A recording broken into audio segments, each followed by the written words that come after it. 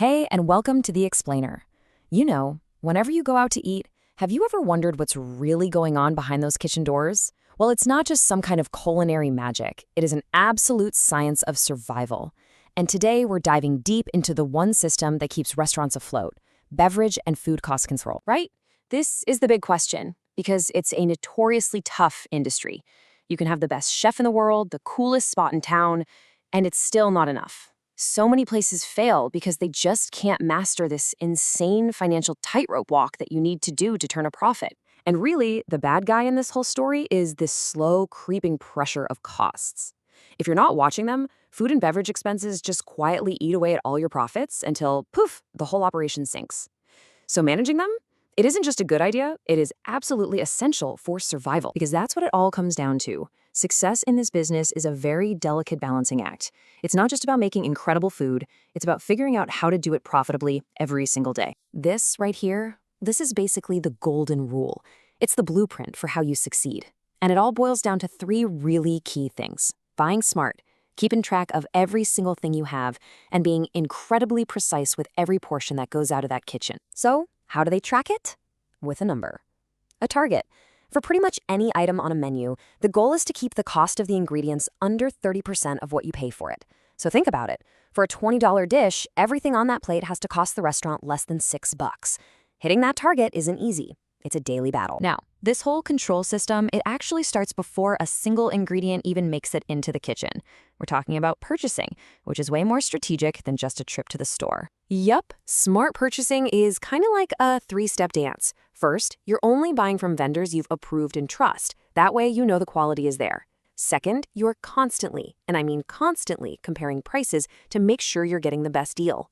And third, you don't just guess how much to buy. You use data, sales forecast, so you don't end up with a mountain of produce that's about to go bad. Okay, so once the ingredients are in the door, they're managed with this really simple but super critical rule: FIFO. It stands for first in, first out. You always use the oldest stuff first. Now, think about your pantry at home.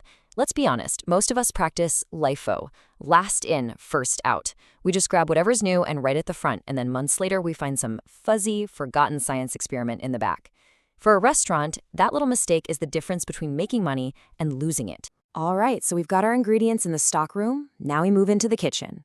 And in here, a recipe is way more than just a guide for how to make something taste good. It's a strict financial formula. You know, the absolute key to controlling costs in a kitchen is one word: consistency. Every single dish has to be the same, every single time. And the way you get there is with something called a standardized recipe. It's the official blueprint for every item on the menu. Nothing is left to chance. Let's just take a really simple example here. A standard recipe for a classic burger is going to tell you the exact weight of that beef patty, down to the gram. The fact that it gets one bun, the exact weight of the cheese, even how many grams of lettuce. This isn't about killing creativity, not at all. It's about making sure that the cost they think they're spending on that burger is the actual cost, every single time it's made. And you don't get this precise just by eyeballing it, no way. Kitchens and bars are full of tools specifically designed to enforce these standard recipes. You've got digital scales for proteins, portion scoops for French fries, measuring spoons for spices, and jiggers for pouring drinks. Every one of these tools exists to do one thing: remove the guesswork and protect that bottom line. Of course, look, even in the most organized kitchens on the planet, things go wrong. Ingredients go bad, a cook messes up an order, a server spills a tray of drinks. It happens. But the best restaurants don't just shrug and say, "Oh well, cost of doing business." No, they measure it and they fight it. And the main weapon in this fight is something called a waste log. Every single thing that gets thrown out, whether it's because it's spoiled or it was a mistake or someone just put too much on the plate, it gets written down. By looking at this data, a manager can see patterns. Hey, why are we throwing out so much of this one vegetable? Let's order less. Or looks like this one chef's portions are a little heavy. Time for a quick chat.